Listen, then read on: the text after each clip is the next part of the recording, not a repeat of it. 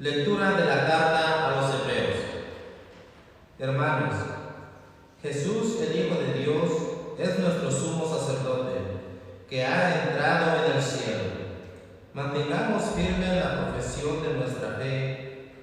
En efecto, no tenemos un sumo sacerdote que no sea capaz de compadecerse de nuestros sufrimientos, puesto que Él mismo ha pasado por las mismas pruebas que nosotros, excepto el pecado. Acerquémonos, por tanto, con plena confianza al trono de la gracia, para recibir misericordia, hallar gracia y obtener ayuda en el momento oportuno. Precisamente por eso, Cristo durante su vida mortal ofreció oraciones y súplicas con fuertes voces y lágrimas a aquel que podía librarlo de la muerte, y fue escuchado por su piedad. A pesar de que era el Hijo, aprendió a obedecer padeciendo, y llegando a su perfección, se convirtió en la causa de la salvación eterna para todos los que lo obedecen. Palabra de Dios.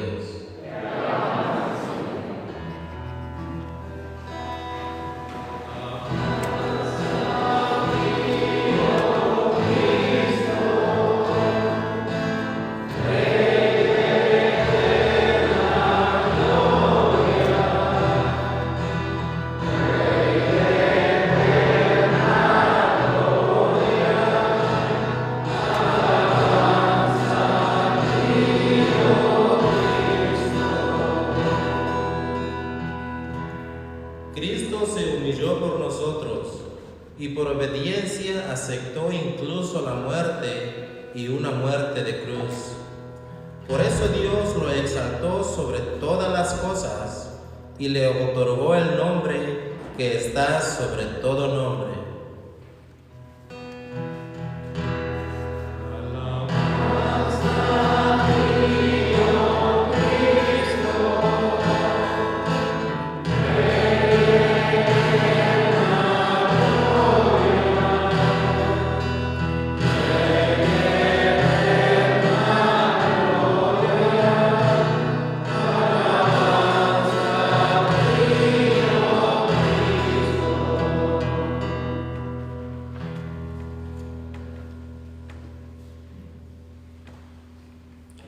En aquel tiempo Jesús fue con sus discípulos al otro lado del torrente Cedrón, donde había un huerto, y entraron allí él y sus discípulos. Judas, el traidor, conocía también el sitio, porque Jesús se reunía a menudo allí con sus discípulos. Entonces Judas tomó un batallón de soldados y guardias de los sumos sacerdotes y de los fariseos, y entró en el huerto con linternas, antorchas y armas. Jesús, sabiendo todo lo que iba a suceder, se adelantó y les dijo: ¿A quién buscan? Le contestaron: A Jesús el Nazareno. Les dijo Jesús: Yo soy. Estaba también con ellos Judas el traidor. Al decirles: yo soy, retrocedieron y cayeron a tierra. Jesús les volvió a preguntar: ¿A quién buscan? ellos dijeron: A Jesús el Nazareno. Jesús contestó: Les he dicho que soy yo. Si me buscan a mí, dejen que estos se vayan. así se cumplió lo que Jesús había dicho: no he perdido a ninguno de los que me diste. Entonces Simón Pedro, que llevaba una espada, la sacó y hirió a un criado del sumo sacerdote y le cortó la oreja derecha. Este criado se llamaba Malco. Dijo entonces Jesús a Pedro: Mete la espada en la vaina. ¿No voy a beber el cáliz que me ha dado mi padre? El batallón, su comandante y los criados de los judíos apresaron a Jesús Lo ataron y lo llevaron primero ante Anás, porque era suegro de Caifás, sumo sacerdote aquel año. Caifás era el que había dado a los judíos este consejo: conviene que muera un solo hombre por el pueblo. Simón Pedro y otro discípulo iban siguiendo a Jesús. Este discípulo era conocido del sumo sacerdote y entró con Jesús en el palacio del sumo sacerdote. Mientras Pedro se quedaba fuera junto a la puerta, salió el otro discípulo, el conocido del sumo sacerdote, habló con la portera y hizo entrar a Pedro. La portera dijo entonces a Pedro: ¿No eres tú también uno de los discípulos de ese hombre? Él dijo: No lo soy. Los criados y los guardias habían encendido un brasero porque hacía frío y se calentaban. También Pedro estaba con ellos de pie calentándose. El sumo sacerdote interrogó a Jesús acerca de sus discípulos y de su doctrina. Jesús le contestó: Yo he hablado abiertamente al mundo y he enseñado continuamente en la sinagoga y en el templo donde se reúnen todos los judíos, y no he dicho nada a escondidas. ¿Por qué me interrogas a mí? Interroga a los que me han oído sobre lo que les he hablado. Ellos saben lo que he dicho. Apenas dijo esto, uno de los guardias le dio una bofetada a Jesús diciéndole: ¿Así contestas al sumo sacerdote? Jesús le respondió: Si he hablado al hablar, demuestra en que he faltado. Pero si he hablado como se debe, ¿por qué me pegas? Entonces Anás lo envió atado a Caifás, el sumo sacerdote. Simón Pedro estaba de pie calentándose y le dijeron: ¿No eres tú también uno de sus discípulos? Él lo negó diciendo: No lo soy. Uno de los criados del sumo sacerdote, pariente de aquel a quien Pedro le había cortado la oreja, dijo: ¿Que no te vi yo con él en el huerto? Pedro volvió a negarlo y enseguida cantó un gallo. Llevaron a Jesús de casa de Caifás al pretorio. Era muy de mañana y ellos no entraron en el palacio para no incurrir en impureza y poder así comer la cena de Pascua. Salió entonces Pilato a donde estaban ellos y les dijo: ¿De qué acusan a este hombre? Le contestaron: Si este no fuera malhechor, no te lo hubiéramos traído. Pilato les dijo: Pues llévenselo y juzguen según su ley. Los judíos le respondieron: No estamos autorizados para dar muerte a nadie. Así se cumplió lo que había dicho Jesús, indicando de que muerte iba a morir. Entró otra vez Pilato en el pretorio, llamó a Jesús y le dijo: ¿Eres tú el rey de los judíos? Jesús le contestó: ¿Eso lo preguntas por tu cuenta o te lo han dicho otros? Pilato le respondió: ¿Acaso soy yo judío? Tu pueblo y los sumos sacerdotes te han entregado a mí. ¿Qué es lo que has hecho? Jesús le contestó: Mi reino no es de este mundo. Si mi reino fuera de este mundo, mis servidores habrían luchado para que no cayera yo en manos de los judíos. Pero mi reino no es de aquí. Pilato le dijo: ¿Con que tú eres rey? Jesús le contestó: Tú lo has dicho, soy rey. Yo nací y vine al mundo para ser testigo de la verdad. Todo el que es de la verdad escucha mi voz. Pilato le dijo: ¿Y qué es la verdad? Dicho esto, salió otra vez a donde estaban los judíos y les dijo: No encuentro en él ninguna culpa. Entre ustedes es costumbre que por Pascua ponga en libertad a un preso. ¿Quieren que le suelte al rey de los judíos? Pero todos ellos gritaron: el tal Barrabás era un bandido. Entonces Pilato tomó a Jesús y lo mandó a azotar. Los soldados trenzaron una corona de espinas, se la pusieron en la cabeza, le echaron encima un manto color púrpura y acercándose a él le decían: ¡Viva el rey de los judíos! Y le daban de bofetadas.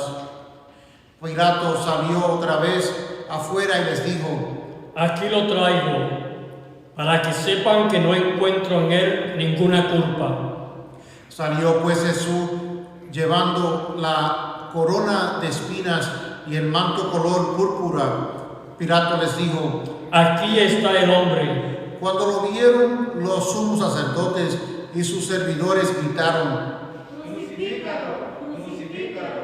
Pilato les dijo: Llévenselo ustedes y crucifíquenlo, porque yo no encuentro culpa en él. Los judíos le contestaron: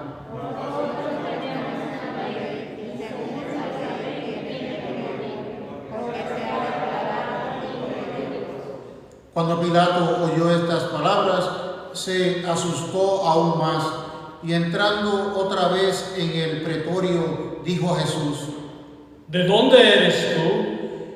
Pero Jesús no le respondió. Pilato le dijo entonces: ¿A mí no me hablas?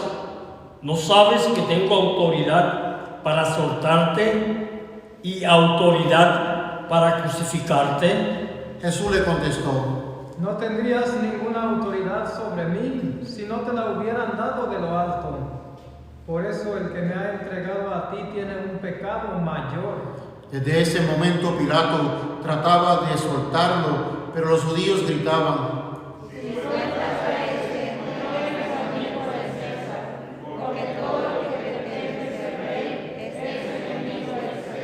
Al oír estas palabras, Pilato sacó a Jesús y lo sentó en el tribunal, en el sitio que llaman el Enlosado, en hebreo Gábata. Era el día de la preparación de la Pascua, hacia el mediodía. Y dijo Pilato a los judíos: Aquí tienen a su rey. Ellos gritaron: Pilato les dijo: ¿A su rey voy a crucificar? Contestaron los sumos sacerdotes: No tenemos más rey que César. Entonces se lo entregó para que lo crucificaran. Tomaron a Jesús y él, cargando con la cruz, se dirigió hacia el sitio llamado La Calavera, que en hebreo se dice Gólgota, donde lo crucificaron, y con él a otros dos, uno de cada lado. Y en medio Jesús. Pilato mandó escribir un letrero y ponerle encima de la luz. En él estaba escrito: Jesús el Nazareno, el Rey de los judíos. Leyeron el letrero muchos judíos porque estaba cerca el lugar donde crucificaron a Jesús y estaba escrito en hebreo, latín y griego. Entonces los sumos sacerdotes de los judíos le dijeron a Pilato: No escribas el rey de los judíos, sino este ha dicho, soy rey de los judíos. Pilato le contestó: Lo escrito está.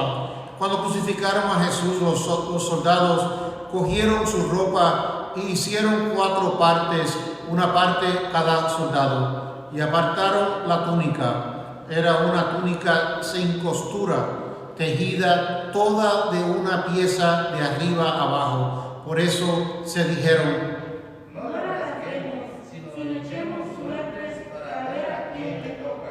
Así se cumplió lo que dice la Escritura: se repartieron mi ropa y echaron a suerte mi túnica. Y eso hicieron los soldados. Junto a la cruz de Jesús estaban su madre, la hermana de su madre, María, la de Cleofas, y María Magdalena. Al ver a su madre y junto a ella al discípulo que tanto quería, Jesús dijo a su madre: Mujer, ahí está tu hijo, Luego dijo al discípulo: ahí está tu madre. Y desde aquella hora el discípulo se la llevó a vivir con él. Después de esto, sabiendo Jesús que todo había llegado a su término para que se cumpliera, había allí un jarro lleno de vinagre. Los soldados sujetaron una esponja empapada en vinagre a una caña de hisopo y se la acercaron a la boca. Jesús probó el vinagre y dijo: todo está cumplido. Inclinando la cabeza, entregó el espíritu. Aquí se arrodillan todos.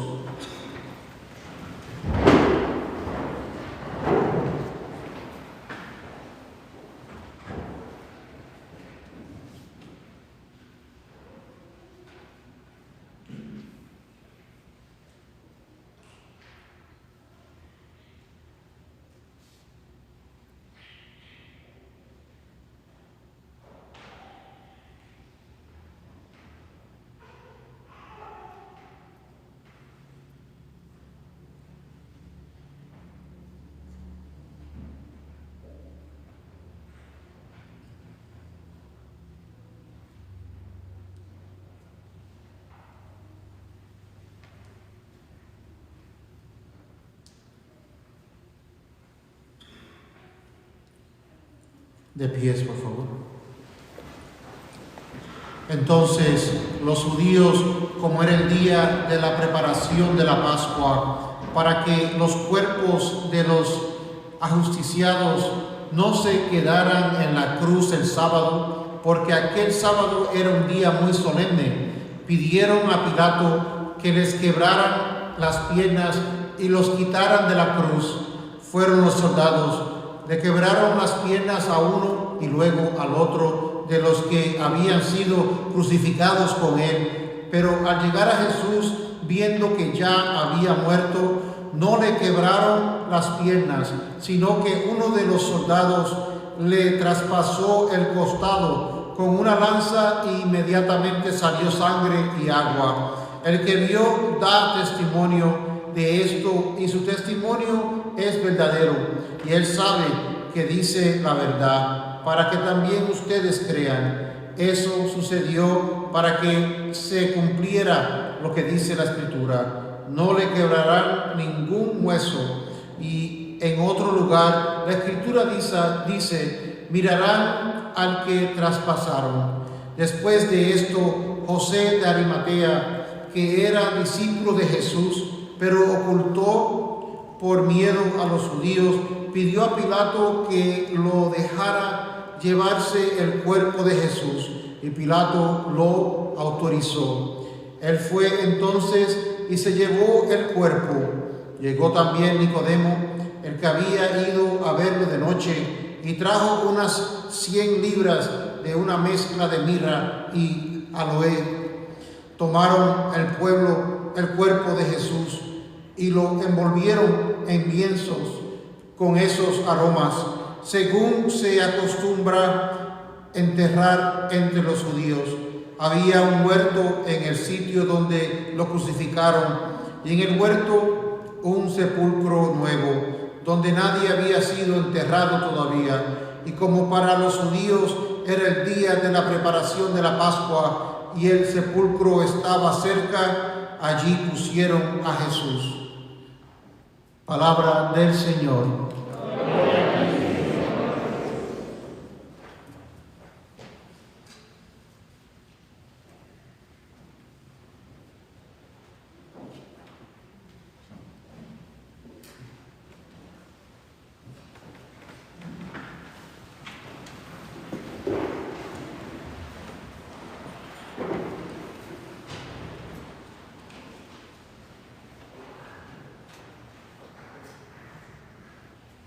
Queridos hermanos, queridas hermanas, no es ninguna casualidad que la fe en Dios provenga de un rostro lleno de sangres y heridas, de un crucificado, y que en cambio el ateísmo tenga en sus raíces como padre a Epicuro en el mundo de los espectadores satisfechos. ¿Y quién es Epicuro? Se estarán preguntando. Padre, ¿quién es ese Epicuro?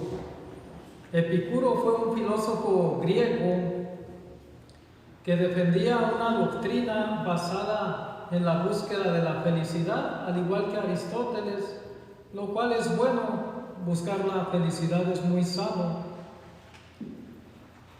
pero los medios que Epicuro proponía para alcanzar esta felicidad era lo que estaba en duda y que está en contra del cristianismo actualmente.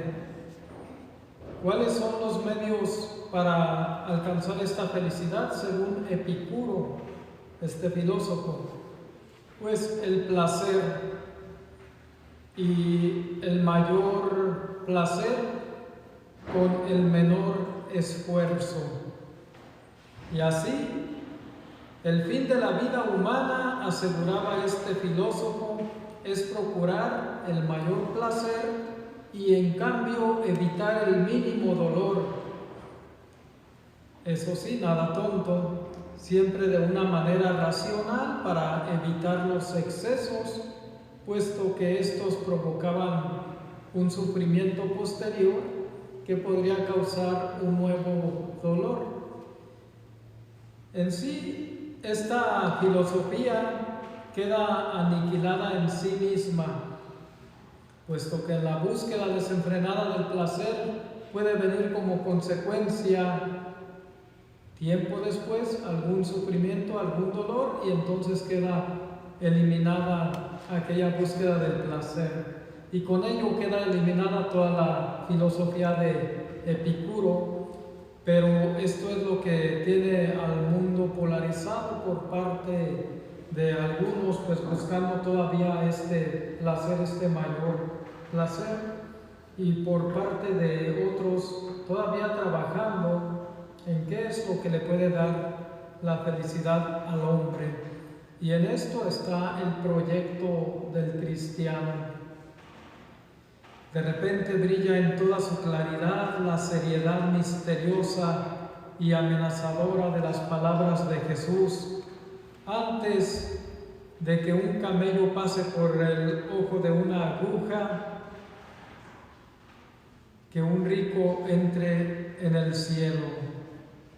Un rico, es decir, alguien a quien le va bien, que está lleno de bienestar por todas partes y que el único dolor que conoce es aquel que ha visto en la televisión, pero nada que lo alcance a él. Tomemos en serio estas palabras que nos amonestan precisamente en el Viernes Santo. Es cierto que no necesitamos ni debemos buscarnos el sufrimiento ni la angustia a nosotros mismos, buscar el sufrir por el sufrir o pensar que con nuestro sufrimiento vamos a satisfacer a Dios. Quien se busca directamente el sufrimiento, más bien es sospechoso de tener alguna enfermedad psicológica, porque el mismo Dios que ha creado nuestro espíritu, ha creado también nuestro cuerpo, y vio Dios que era muy bueno, dice el libro del Génesis. Por lo tanto, aquel que se inflige el sufrimiento, el dolor, está causando la destrucción de la creación de Dios, que todo lo hizo muy bueno. Dios manda el propio Viernes Santo. Esto es, Dios mismo manda los sufrimientos, las enfermedades, las aflicciones, donde quiere y cuando Él quiere. No es necesario que lo ayudemos a causar dolor o aflicción o sufrimiento. Pero debemos tener siempre presente, no solo teóricamente, sino en la práctica de nuestra vida, que la cruz es siempre don de Dios para nuestra salvación. ¿Cuál es la cruz que me toca llevar entonces? Esta que tienes ahora.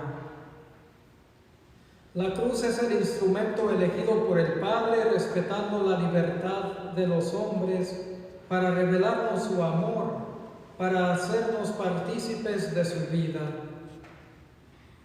También los hombres intentan inventar continuamente caminos de salvación, pero vemos que todas las estrategias de este mundo tienen siempre en común el rechazo de la cruz. Puesto que estas estrategias para la búsqueda de la felicidad proponen que la salvación pasa a través del poder, el placer y el éxito. La palabra de San Pablo a los Corintios hoy es de una enorme actualidad. Dice: los judíos piden milagros, fuerza poderosa que salve a los hombres. Y los griegos buscan sabiduría, la lógica de la razón. Nosotros predicamos a un Cristo crucificado, escándalo para los judíos, necedad para los gentiles. Mas para los llamados, sean judíos o griegos, es fuerza de Dios y sabiduría de Dios. Porque la necedad de Dios es más sabia que la sabiduría de los hombres, y la debilidad de Dios es más fuerte que la fuerza de los hombres. Seguramente me dirán: Padre, vaya más despacio, ¿cómo estuvo eso? Los judíos, nuevamente repito, piden milagros.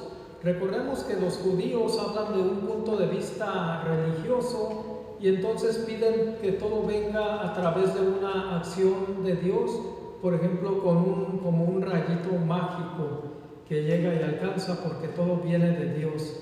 Y a veces nosotros estamos judaizados, es decir, como judíos, esperamos que todo venga como un rayo mágico de Dios, que Dios nos dé, que Dios nos conceda, que Dios va a poner un ángel ahí de pronto ante nosotros. Ese es un extremo. El otro extremo es el de los griegos. Dice San Pablo: los griegos buscan sabiduría, es decir, la lógica de la razón. Los griegos no son religiosos, todo lo quieren arreglar con el intelecto, con la razón. Los griegos no tienen en cuenta que hay Dios o no hay Dios, ellos todo lo quieren arreglar con la ciencia y con la razón. Vean cómo San Pablo no se carga ni del lado de los judíos ni del lado de los griegos y pone una nueva posición: los cristianos. Nosotros predicamos a un Cristo crucificado, no el Cristo de los relámpagos de los judíos, es un Cristo crucificado que es escándalo para los judíos y es necedad para los griegos, para los sabios. Ni uno ni otro da con este centro de la felicidad, solamente la cruz de Cristo. Por eso San Pablo se gloria en esta cruz de Cristo.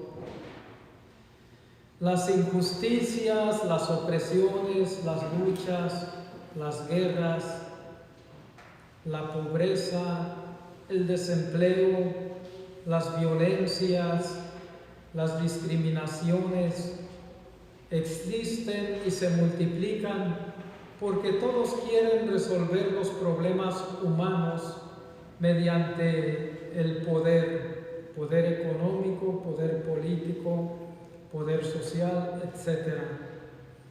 A pesar de todos los fracasos para resolver los problemas humanos, aún existe en el corazón del hombre la convicción de que hay 5 cercos diabólicos de la muerte, a decir de una reflexión por un teólogo de nuestros tiempos todavía, y que los enumera así. Dice: son 5 cercos. El primero es el cerco diabólico de la pobreza. El segundo es el cerco diabólico del poder. El tercero, el cerco diabólico de las discriminaciones.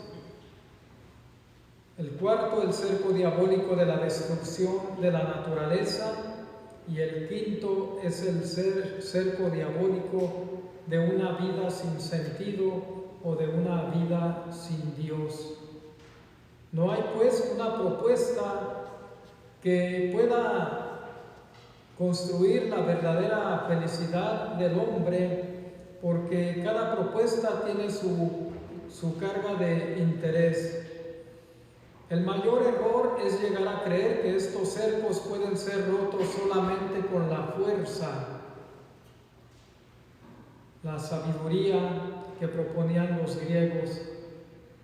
El mayor error es llegar a creer también que estos cercos pueden ser rotos nada más por la acción divina. Los judíos que piden milagros. Es necesario que trabajemos y que carguemos nuestra propia cruz. Por eso se habla de una cruz propia. Muchas veces las personas confían en sus propias fuerzas y así desafían la sabiduría de Dios. Otras personas solamente confían en la sabiduría de Dios y se olvidan de trabajar ellos mismos. Y así ellos mismos convierten este sistema en nuevas maneras de opresión del hombre.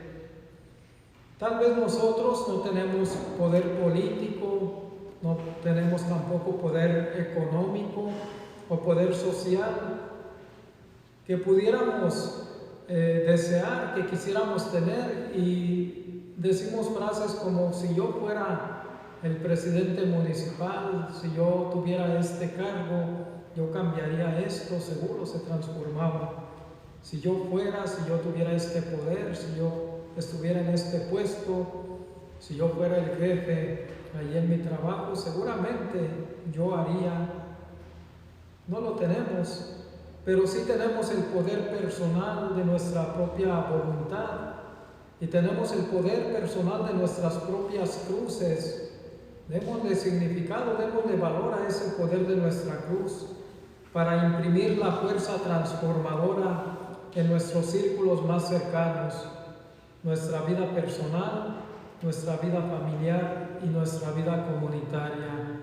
Y que Dios los bendiga.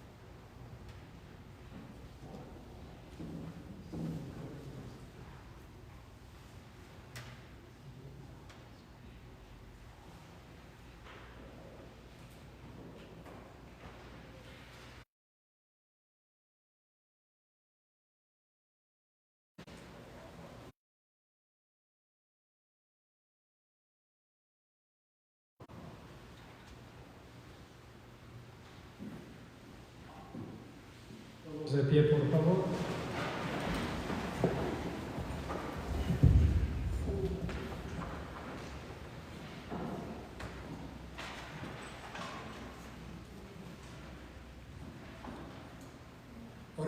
Oremos, queridos hermanos, por la Santa Iglesia de Dios, para que nuestro Dios y el Señor le conceda la paz y la unidad, se digne protegerla en toda la tierra y nos conceda glorificarlo como Dios Padre Omnipotente con una vida pacífica y serena.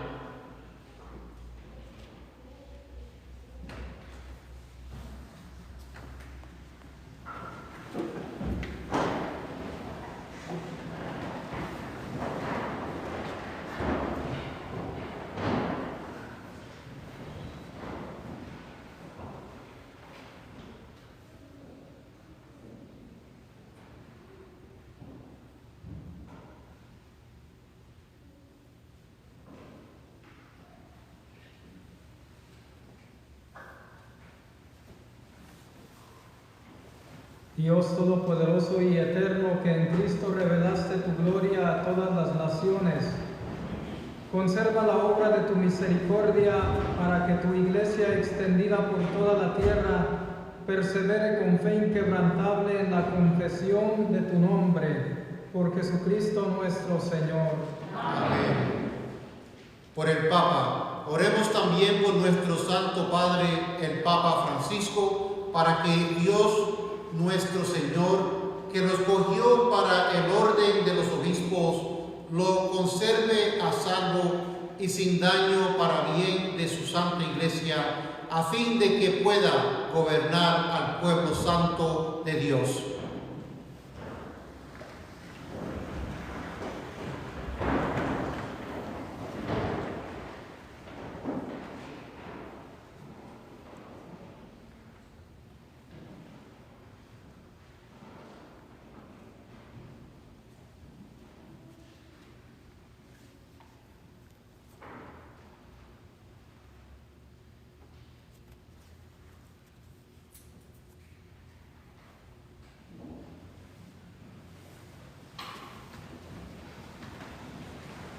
Dios Todopoderoso y Eterno, cuya sabiduría gobierna el universo, atiende favorablemente nuestras súplicas y protege con tu amor al Papa que nos diste, para que el pueblo cristiano que tú mismo pastoreas progrese bajo su cuidado en la firmeza de su fe, por Jesucristo nuestro Señor. Amén. Por el pueblo de Dios y sus ministros, oremos también por nuestro obispo Denis, por todos los obispos, presbíteros y diáconos de la Iglesia y por todo el pueblo santo de Dios.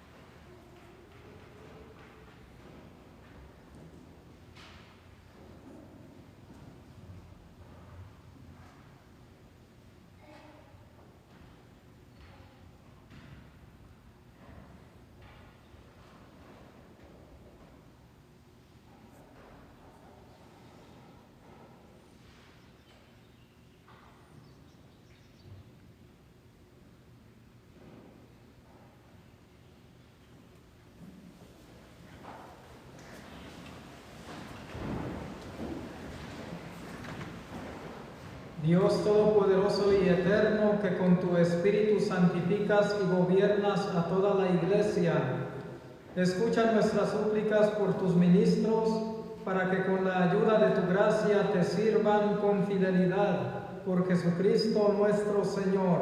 Amén. Por los catecumenos, oremos también por nuestros catecumenos, para que Dios nuestro Señor abra los oídos de sus corazones y les manifieste su misericordia, y para que mediante el bautismo se les perdonen todos sus pecados y queden incorporados a Cristo, Señor nuestro.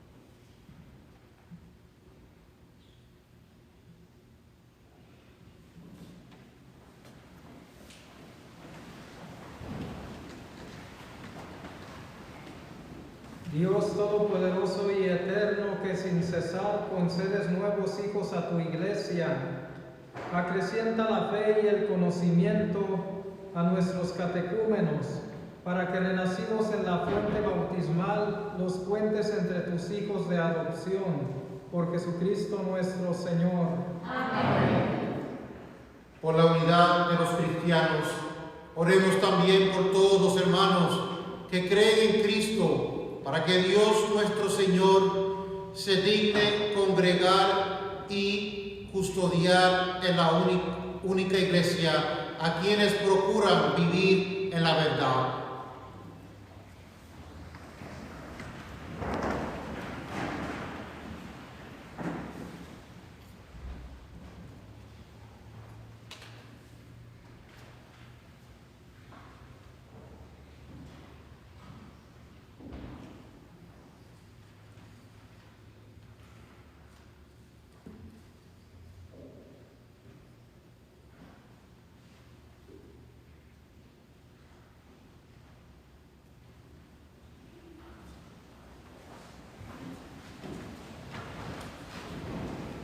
Dios Todopoderoso y Eterno, que reúnes a los que están dispersos y los mantienes en la unidad, mira benignamente la grey de tu Hijo, para que a cuantos están consagrados por el único bautismo, también los una la integridad de la fe y los asocie el vínculo de la caridad, por Jesucristo nuestro Señor. Amén. Por los judíos, oremos también por los judíos, para que a quienes Dios nuestro Señor habló primero, les conceda progresar continuamente en el amor de su nombre, en la fidelidad a su alianza.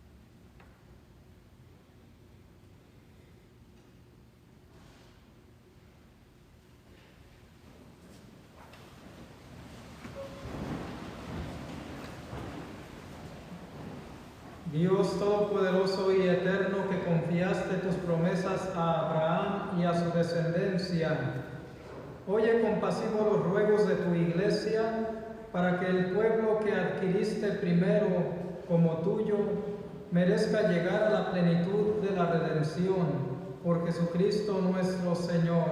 Amén. Por los que no creen en Cristo, oremos también por los que no creen en Cristo, para que, iluminados por el Espíritu Santo, puedan ellos encontrar el camino de la salvación.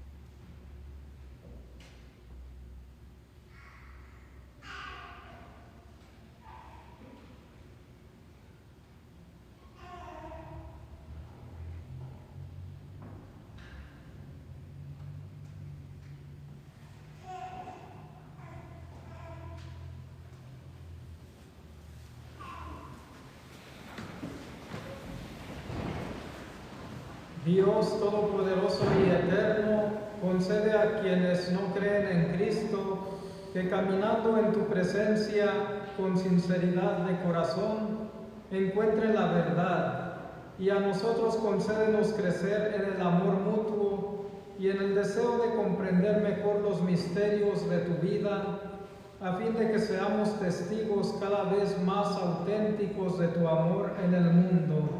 Por Jesucristo nuestro Señor. Amén. Por los que no creen en Dios, oremos también por los que no conocen a Dios, para que, buscando con sinceridad lo que es recto, merezcan llegar hasta Él.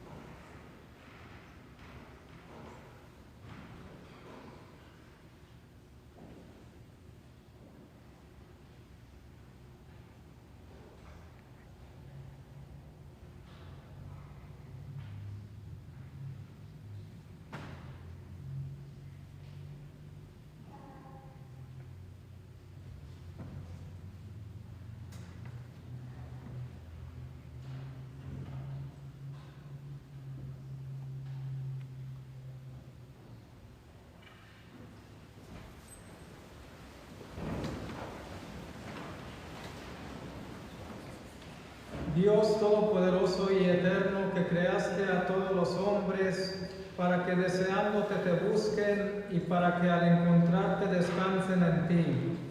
Concédenos que en medio de las dificultades de este mundo, al ver los signos de tu amor y el testimonio de las buenas obras de los creyentes, todos los hombres se alegren al confesarte como único Dios verdadero y Padre de todos, por Jesucristo nuestro Señor. Amén. Por los gobernantes, oremos también por todos los gobernantes de las naciones, para que Dios nuestro Señor guíe sus mentes y corazones según su voluntad providente hacia la paz verdadera y la libertad de todos.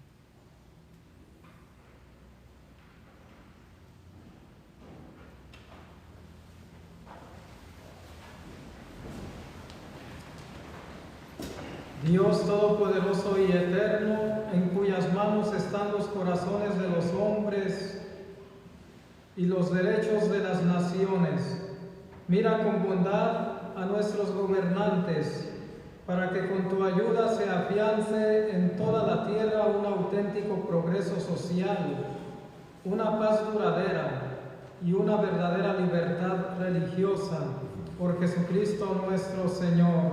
Amén.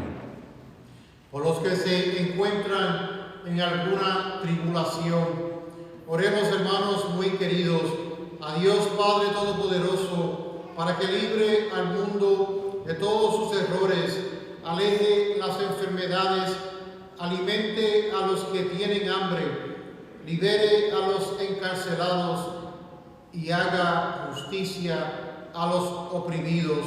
Concede seguridad a los que viajan, un buen retorno a los que se hallan lejos del hogar, la salud a los enfermos y la salvación a los moribundos.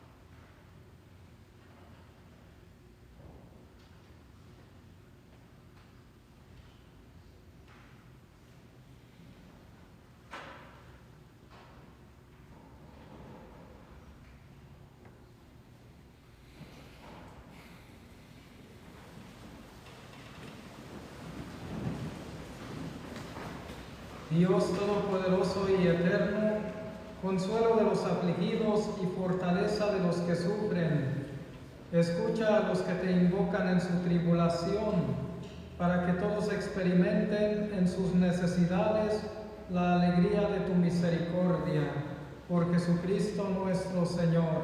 Amén. Para los que están sufriendo de la pandemia actual, oremos por todos aquellos que están los afectados por la pandemia actual, que Dios extienda su misericordia y la caridad para todos los necesitados.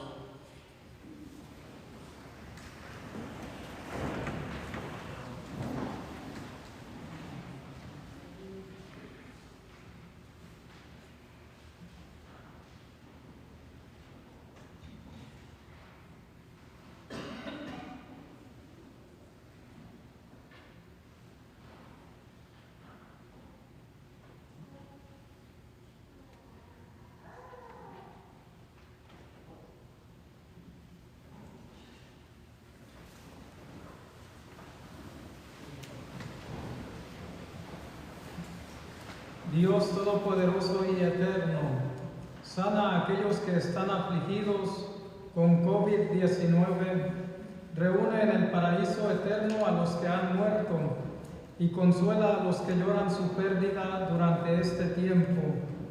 Trae consuelo a todos los que tienen miedo y están solos, haciéndonos instrumentos de tu paz con nuestras hermanas y hermanos. Alivia nuestros miedos mientras que fortaleces y proteges a aquellos que prestan la asistencia necesaria y atención a los necesitados. En tu misericordia elimina este flagelo para que podamos reunirnos de nuevo para darte alabanza y construir tu reino. Por Jesucristo nuestro Señor. Amén. Pueden sentarse. En este momento comenzamos la segunda parte de nuestra liturgia, que es la adoración de la cruz. En estos momentos será traída la cruz ante nosotros. Por esta situación que vivimos de la pandemia, no vamos a poder hacer la adoración de modo personal, sino que vamos a hacer un solo momento de oración, de adoración a la cruz comunitario desde nuestros lugares.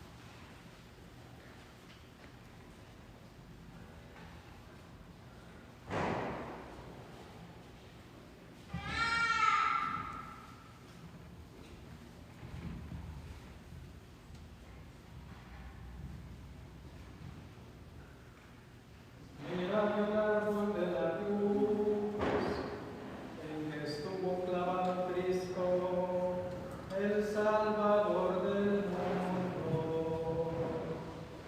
Venid y adoremos.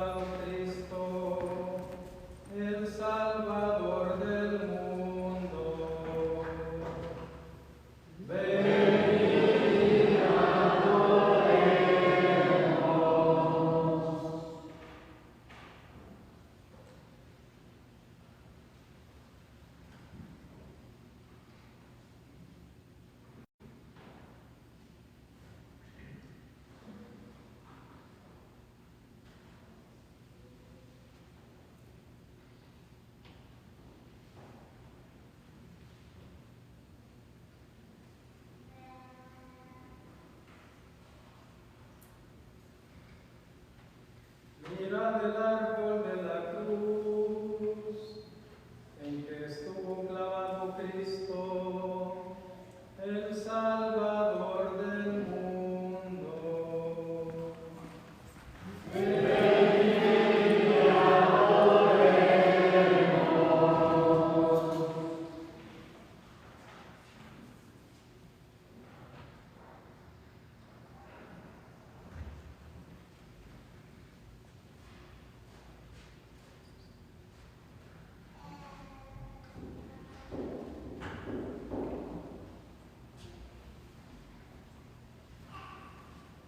En este momento podemos hacer nuestro homenaje de adoración personal, nos podemos poner de rodillas o como se sientan cómodos.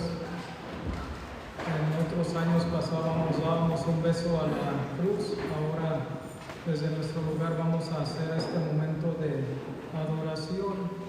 El coro, si nos ayuda con algún canto, y los ushers si nos pueden ayudar a hacer la colecta que el día de hoy está destinada a los lugares santos, a Jerusalén y Tierra Santa.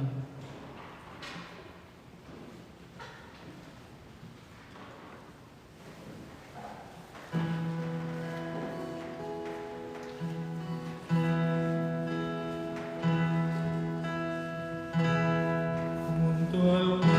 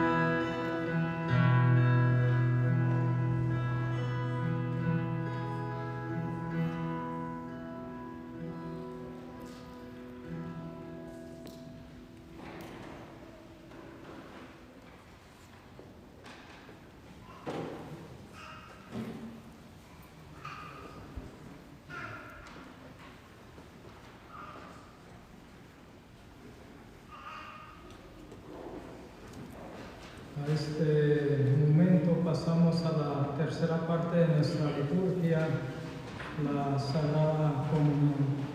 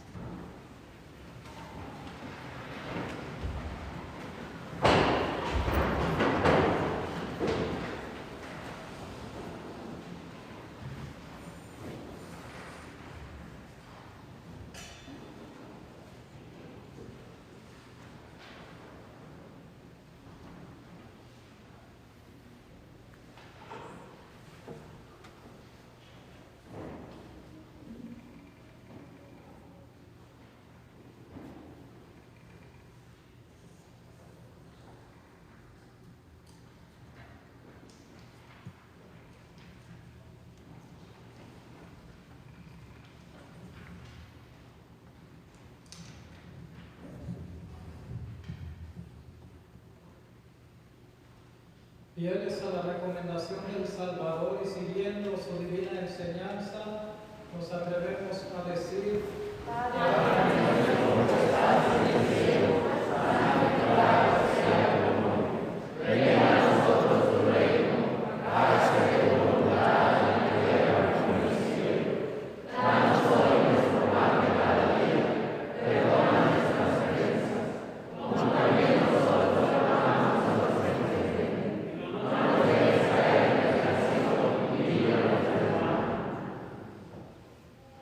líbranos de todos los males, Señor, y concédenos la paz en nuestros días, para que, ayudados por tu misericordia, vivamos siempre libres de pecado y protegidos de toda perturbación, mientras esperamos la gloriosa venida de nuestro Salvador Jesucristo.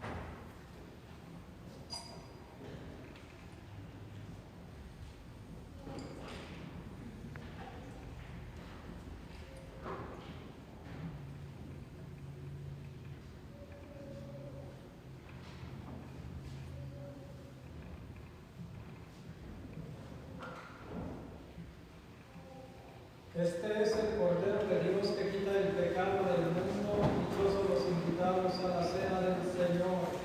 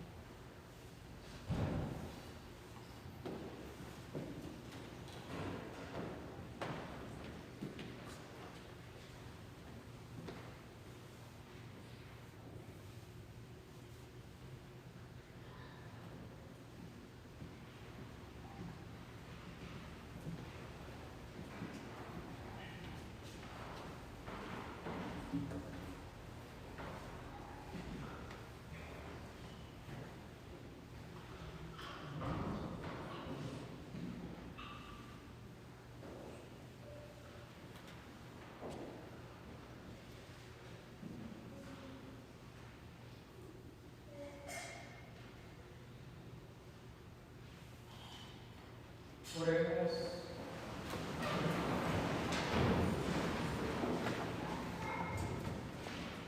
Dios Todopoderoso y Eterno, que nos has redimido con la gloriosa muerte y resurrección de tu Hijo Jesucristo, prosigue en nosotros la obra de tu misericordia, para que mediante nuestra participación en este misterio permanezcamos dedicados a tu servicio, por Jesucristo nuestro Señor. Amén.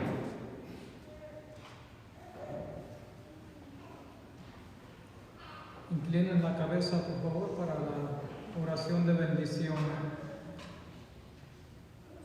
Envía, Señor, sobre este pueblo tuyo que ha conmemorado la muerte de tu Hijo, en espera de su resurrección, la abundancia de tu bendición. Llegue a él tu perdón, reciba tu consuelo, se acreciente su fe santa y se consolide su eterna redención. Por Jesucristo nuestro Señor. Amén.